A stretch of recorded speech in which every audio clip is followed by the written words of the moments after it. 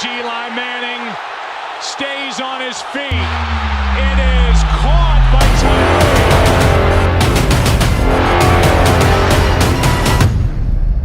Welcome to Catch the Moment Podcast. I'm your host, David Tyree, back for another exciting episode. Listen, I hope you've been following the journey because today it continues to get better. Now, back at the house, y'all usually see the nice orange table, and you might be able to put some clues together. It's a little Syracuse flow here, of course, Cuse. I'm a New York Knicks fan, and I'm right here in New York, but even better, I got New York and Syracuse with my boy Adam Honig. Welcome to Catch the Moment, bro. Thank you for having me, David. Great to meet you. Listen, man, pleasure, man. We finally connected, man. A little LinkedIn love here, you know what I'm saying?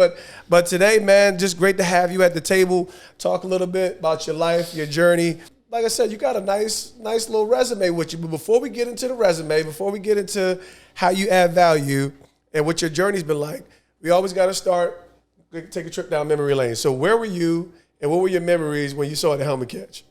That's a great question. So that was the year I met my wife, but it was a few months before I met her, actually. So my cousin used to always have Super Bowl parties at his house over on 22nd Street. So we were there watching the game. Right in the city. And you made the catch, and someone looked at me, and I said, that's my guy from Syracuse, and the rest is history. So. Let's go.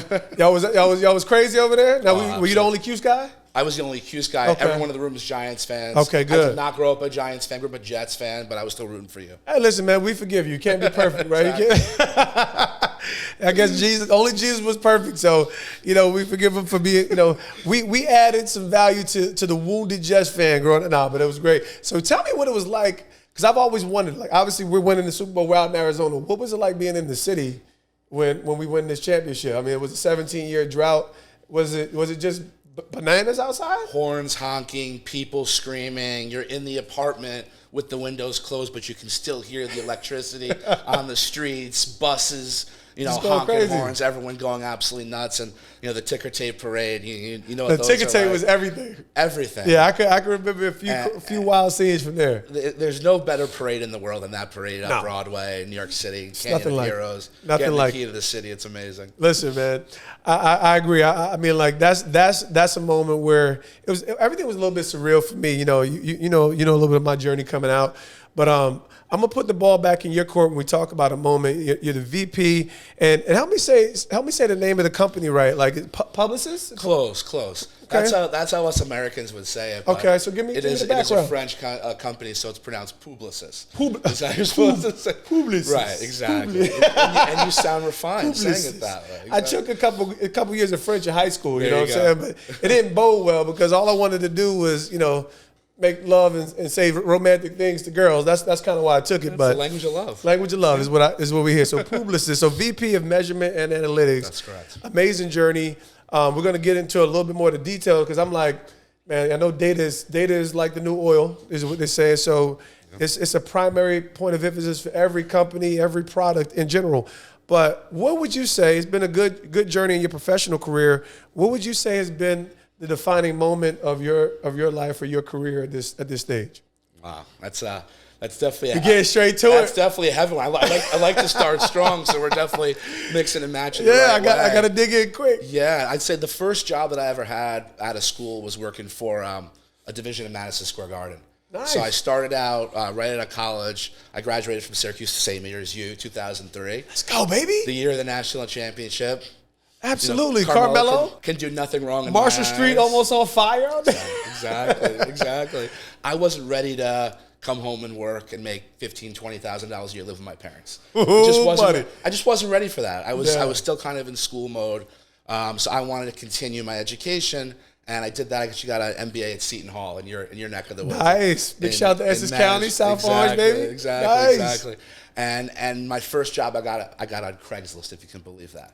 2005. Craigslist was, a little bit more legitimate back then. Oh, well, listen, it was every bit legit. There was a job posted on there, and that's the one that I grabbed up. It was my first job. I started there.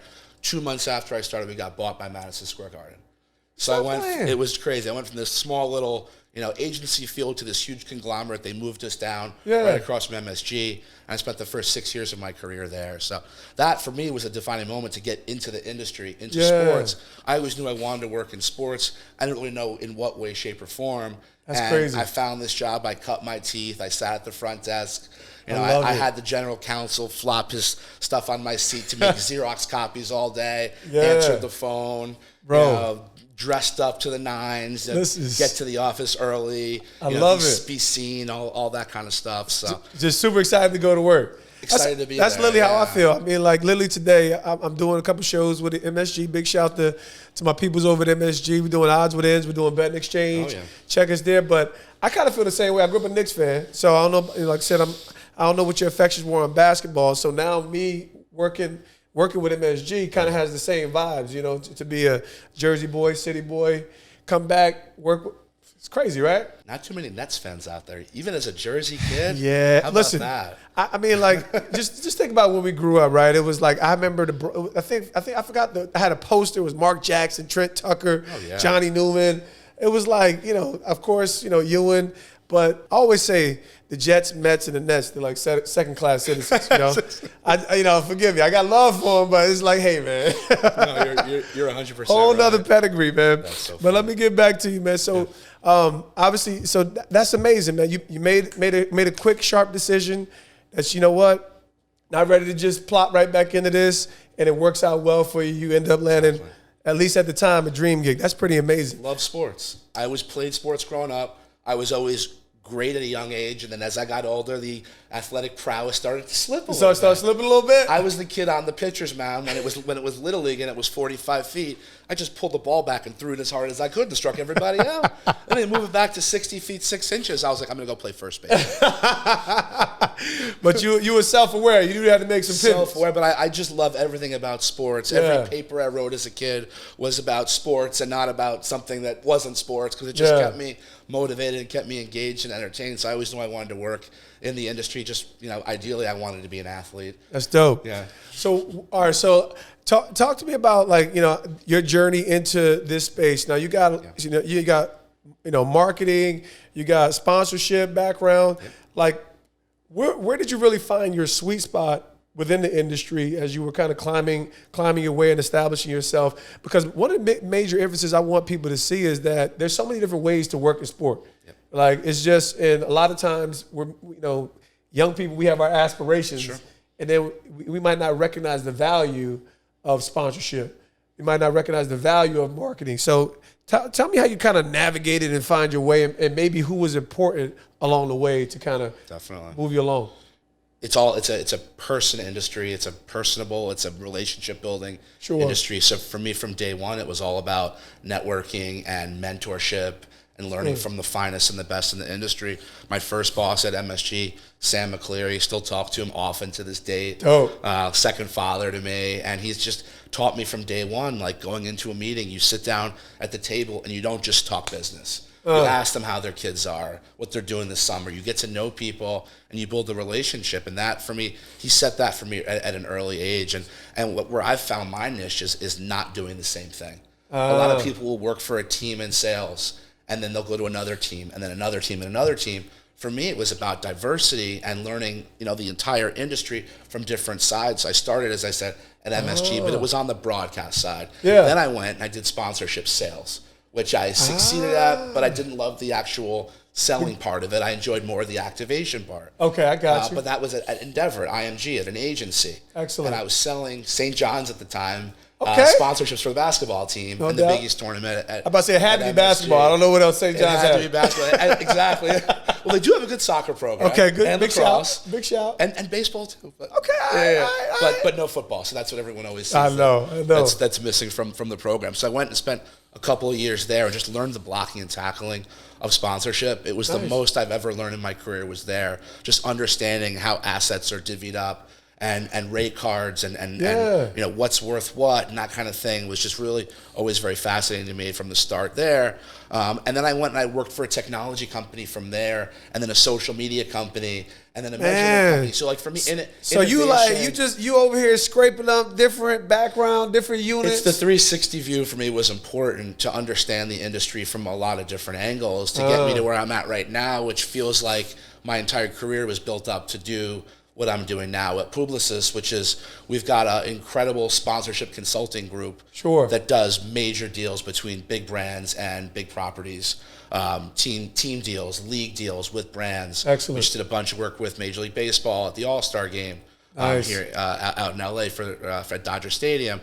What the team hadn't done historically after the activation is measure the effectiveness, understand what that sponsorship was worth, what was the ROI. So I'm just 2.5 months in. Okay, this is fresh. A new practice. It's fresh, but it's really exciting. It feels like it's where I should be. This is pretty neat because most of us, obviously, we find our lane and we kind of stick within it.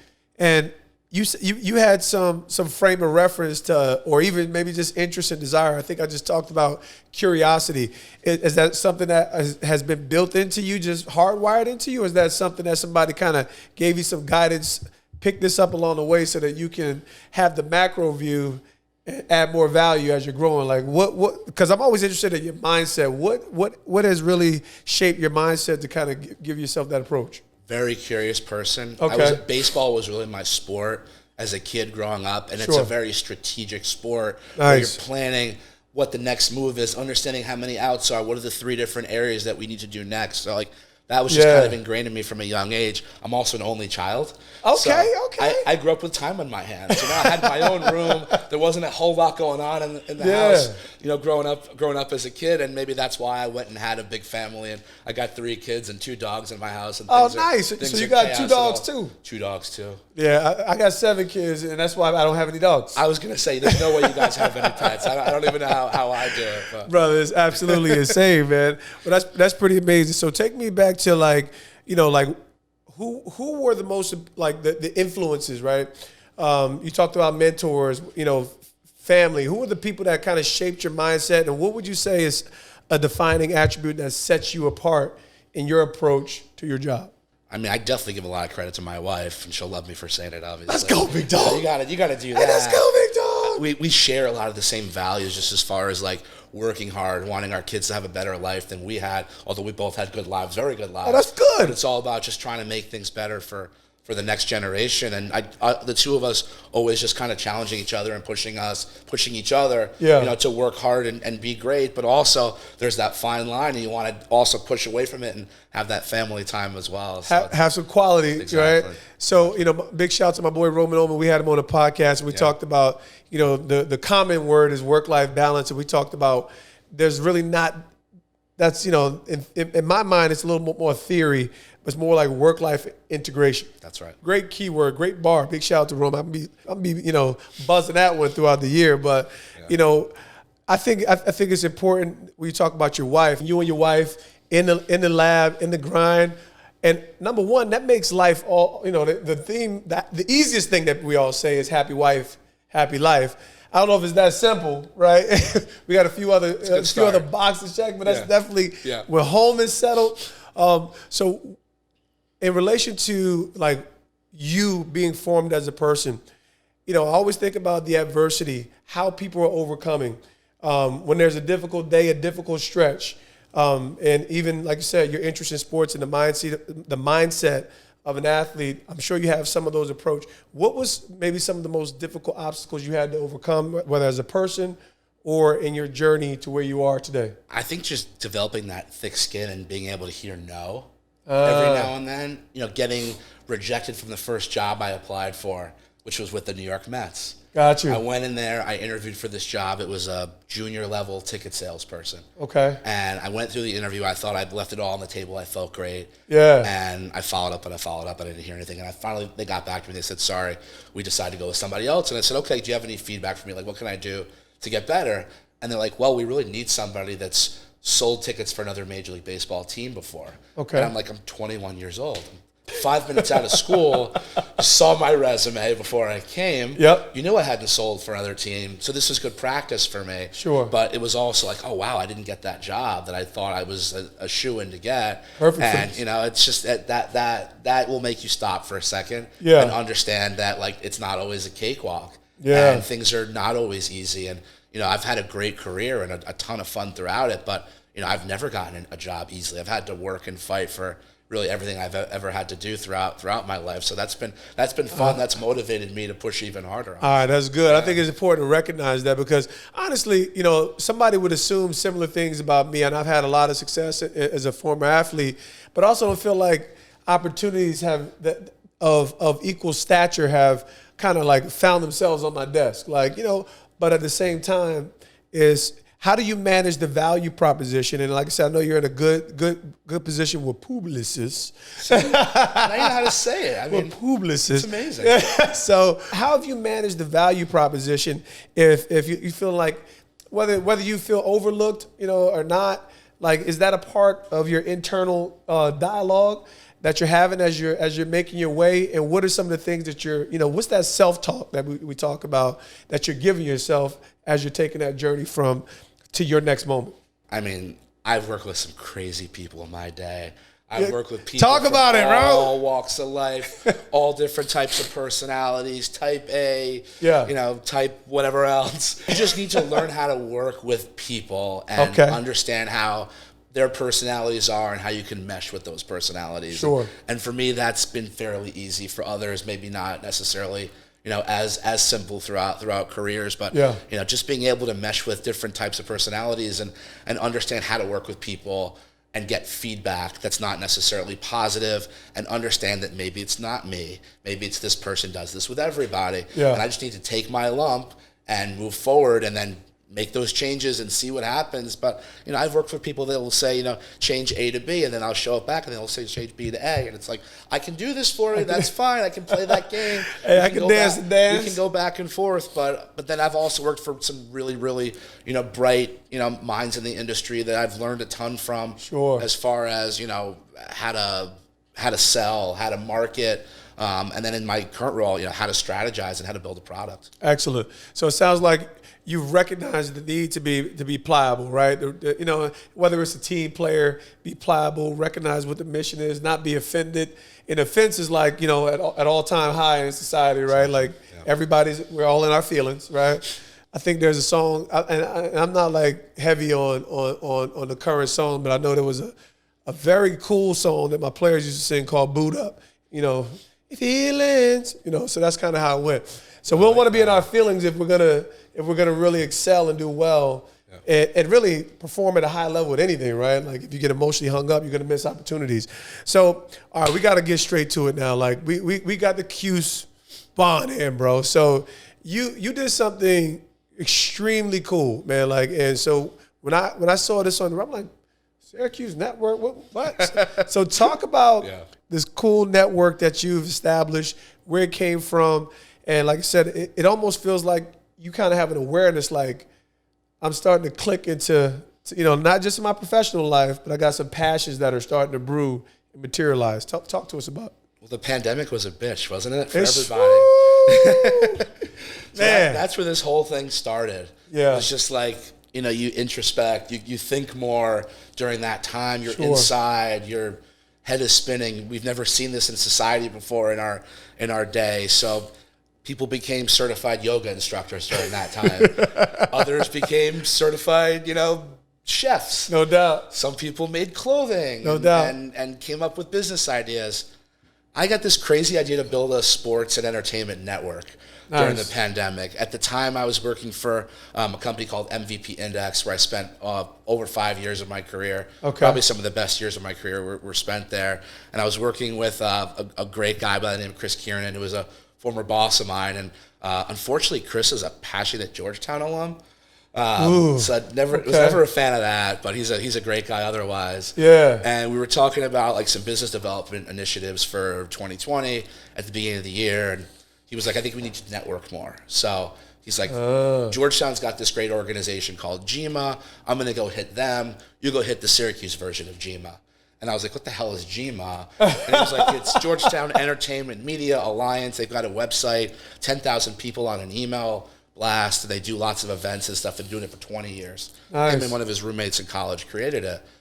So I went to Syracuse, not physically because nobody could go anywhere physically in March of 2020, but I went on their website and I started doing some digging, and I ran Google searches, and I was trying to understand, from my experience in this industry, every step of my career has been just plastered with great Syracuse people. Sure.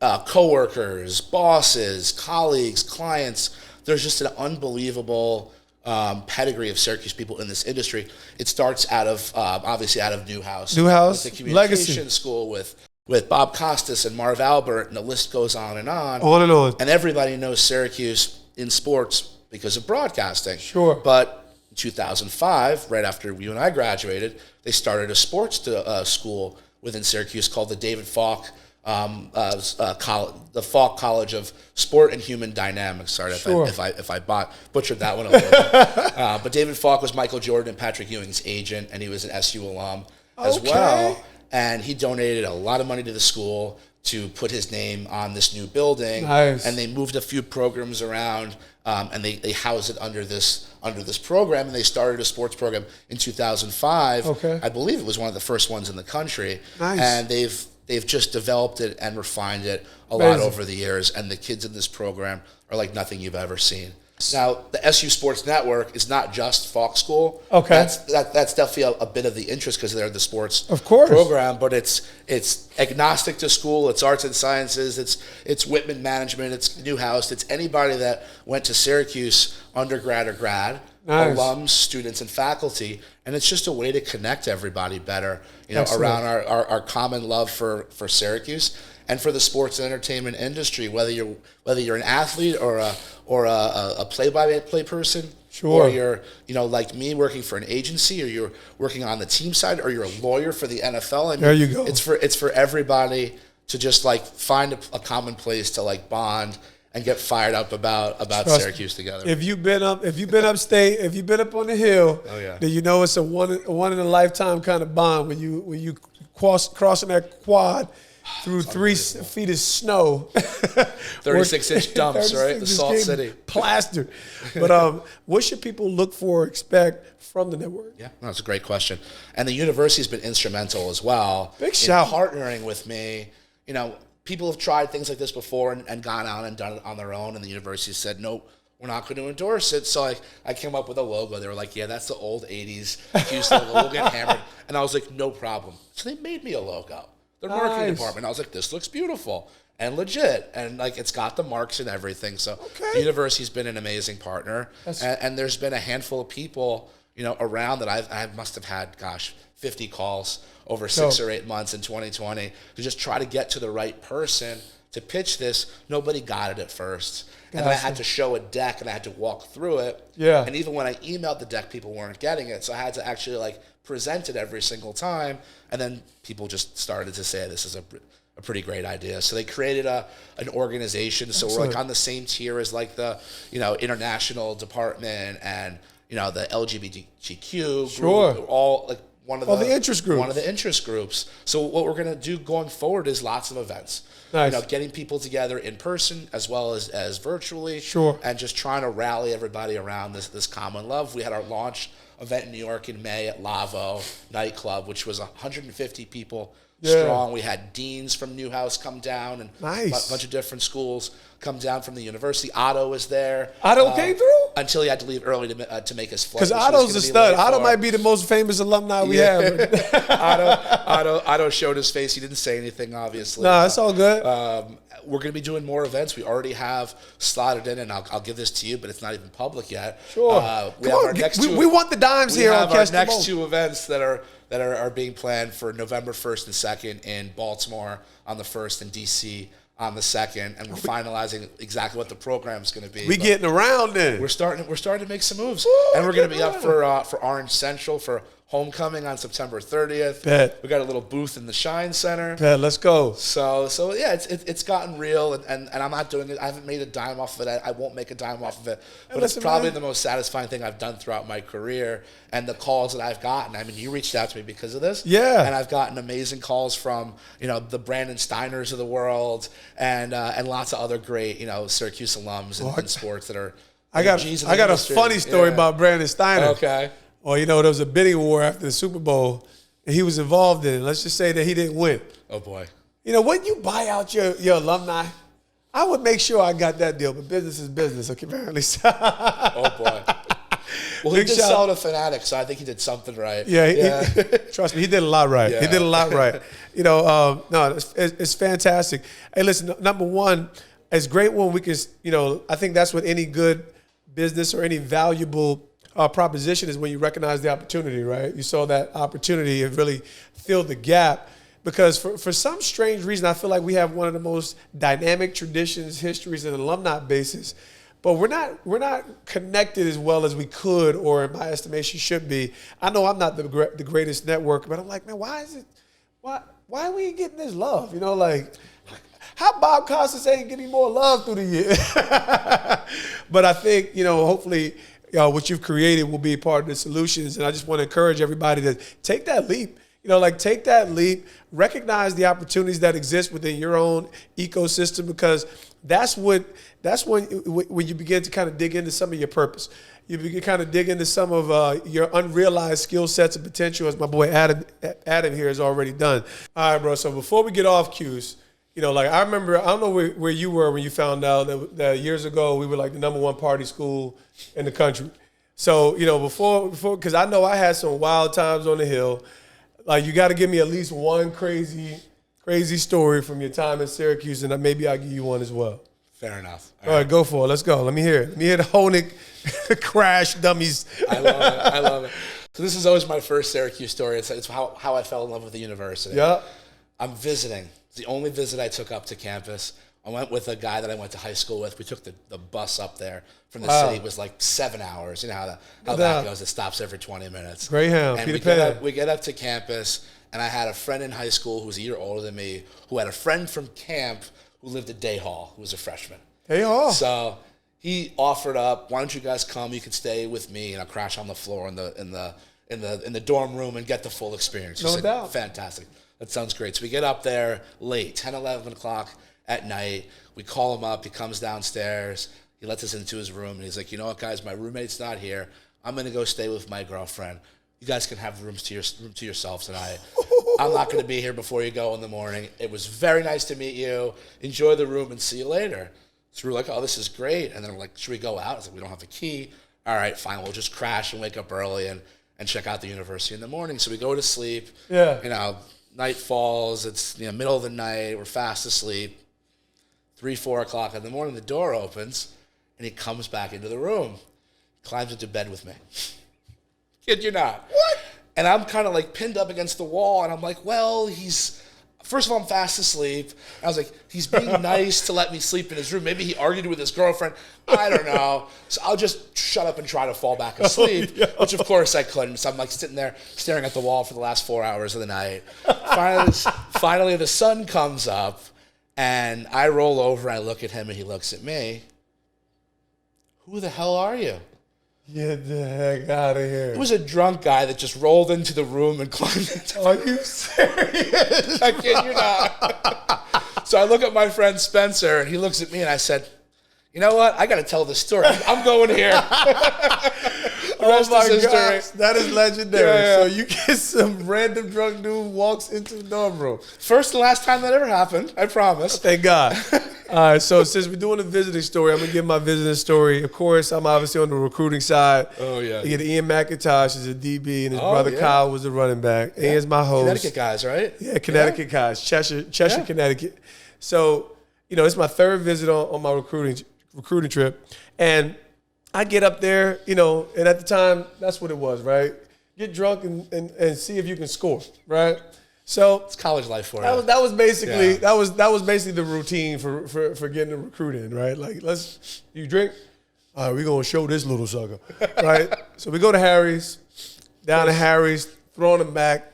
I'm Big Willie because that's what I did. I was going all the way there, and and then all of a sudden, room just started closing in a little bit. I was feeling myself. I'm still talking big money, and but let's just say I gave up a whole lot that night. Okay, I gave up a whole lot, but I also gave my commitment, and I don't even know why. Like, I didn't get laid. I didn't get laid. There was nothing about Syracuse in my visit that was so super duper dynamic, but they were the first school to offer me, and I mean, like, it was memorable and not memorable at the same time. I gave up my entire guts that night. I can imagine. Yeah, man. But you probably felt better afterwards, right? of course I did. Exactly. Gave Coach Pasqualoni all hungovers, red eye. My mom next to me at the time. God rest her soul. But yeah, man, it was the beginning of great things. I probably have a few more wild stories that are way better than that, but it was the visiting that got us stirred up and what united us to Syracuse, man. So everybody is looking to do something significant, and of course you have to have a focus and a target. You've worked your way there. What would you say is your mission and your motivation at this stage in your life? Yeah, I mean, I talked about it a little bit earlier, just as far as like my children and making sure that they've got a better life moving forward. So for me, it's really all about the kids and providing as much as I possibly can with for them, and just having a lot of fun and laughing a lot and enjoying it and keeping things light and not taking myself or those around me too seriously. Yeah, has always been something that's like stuck with me. It's powerful. And the other really thing as far as mission is just the way you treat people is just so remarkable. How most people don't get that. So just treat people with the utmost respect. Everybody, no matter who they are, being respectful and caring and listening, has been huge for me as well. Yeah, it's the simple things that often get overlooked. Even when we're saying things like living for our kids, we're really talking about our legacy. I use some fun, bigger words that kind of that might speak different to different people. But for me, I say I'd rather have posterity than prosperity. I'm looking for prosperity. I want to do well, but my posterity is about my legacy. It's about my generations and how they live on and the impact that they have. And they can be prosperous far beyond whatever I do in the earth, which is pretty amazing. So you talk about legacy.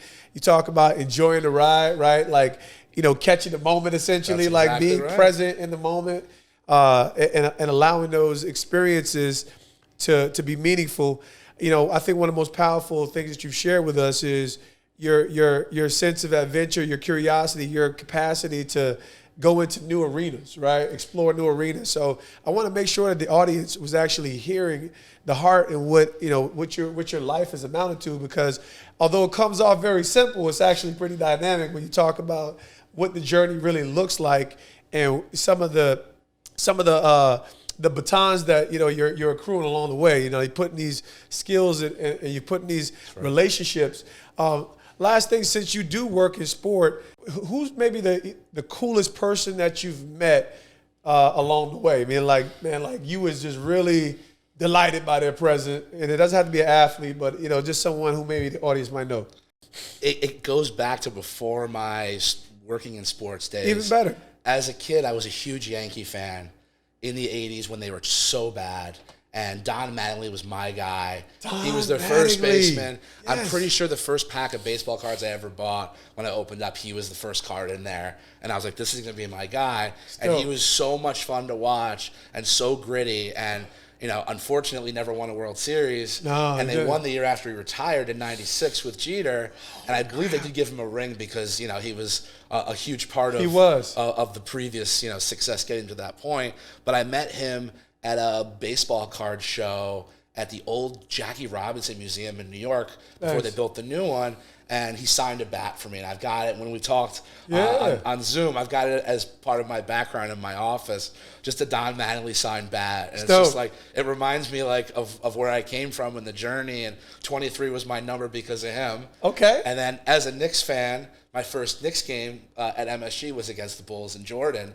So I fell in love with Jordan as well, even as a Knicks fan, getting torched. And my heart dropped right there, bro. As much as I love the Knicks, I loved him too. You're not talking about the double nickel game, are you? I hope you're not. No, I wasn't at that game. Okay, all right. As long as it's not that game, because I wasn't at that game. I was at a regular season game. I think it was in '89. I mean, he torched us enough, no need to relive the horrors. Oh, no. If you remember the Craig Elo game when he hit that shot at the foul line when he kind of hung in the air. That was beautiful. Yeah, that was beautiful. I went to the next game after that when they beat the Knicks at the Garden. Gotcha. As long as it wasn't when he came back from retirement wearing 45 and then dropped 55 on us and switched back to 23. I was like, the disrespect. Oh, yeah. Jordan, I barely like you, but I love your legacy. But amazing stuff, man.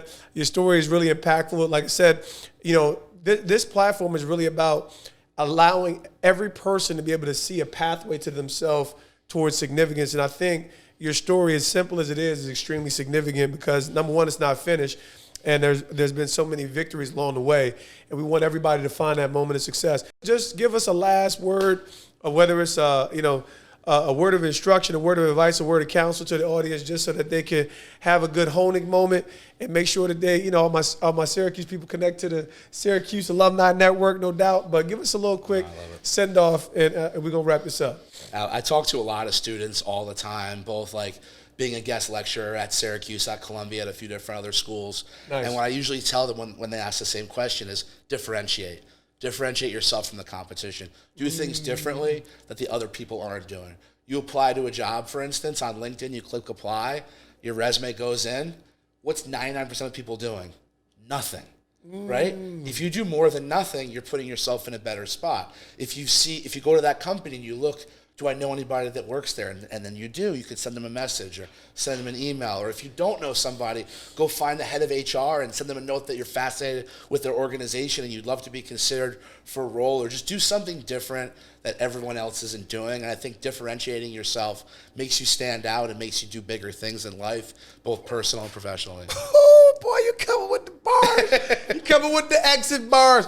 Because that's really what it's about, right? It sounds like you're not saying don't just look for opportunities, don't just expect, but create opportunities, right? Absolutely. Create opportunities, and when you have that mindset of persistence, it will cause you to be the outlier amongst the group of people who are just expecting things to happen because they did X, Y, and Z. Yep. Hey, man, sometimes math is just not as simple as it appears. Sometimes you actually have to recreate the whole formula, and that's what my man Adam is talking about. Adam, I want to thank you for coming through, catching a moment with your boy. We'll catch up next time, brother. This was a blast. I'm a fan for life. Let's go, Q's!